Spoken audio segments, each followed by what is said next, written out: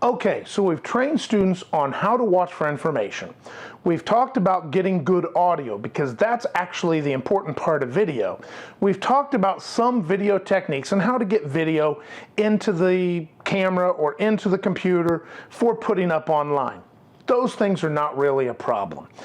Now let's move to content and length. The biggest thing for your videos is that you don't make them too long. Now, in this video series, depending on how many of these series you've watched, there are some videos that are 3 minutes, there are some videos that have actually gone to 17 minutes.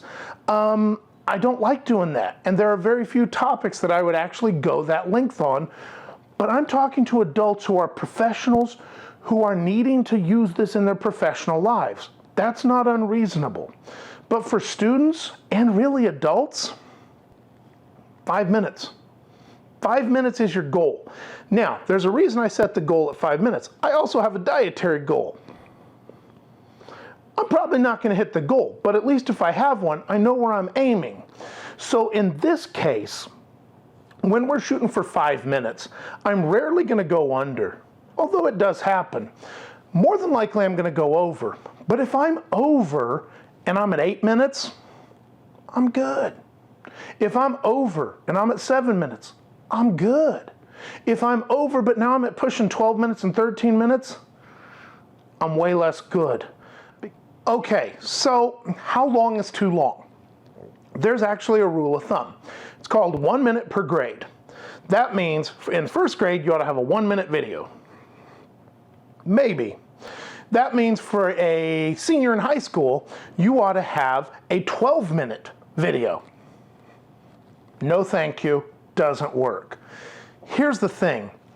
1 minute per grade is a great way to remember things, but it's not a hard and fast rule, and in fact, it's not backed up by research.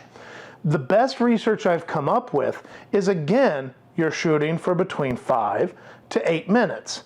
The younger your students are, the lower the end of that spectrum. The older your students are, the more you can push the higher end of that spectrum.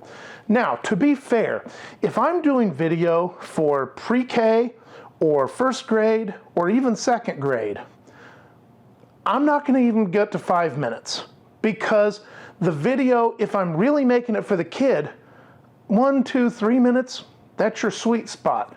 But the other thing that I also have to understand is that if I'm doing things for pre-K, first or second grade, the video is more than likely for the adult in the room.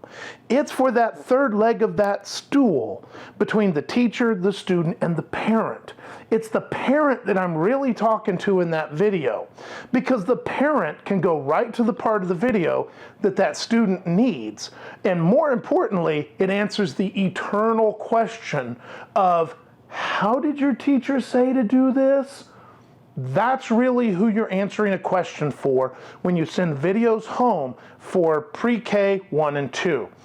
Remember that if you're thinking about making videos for that young of a student, that's great because it's really useful.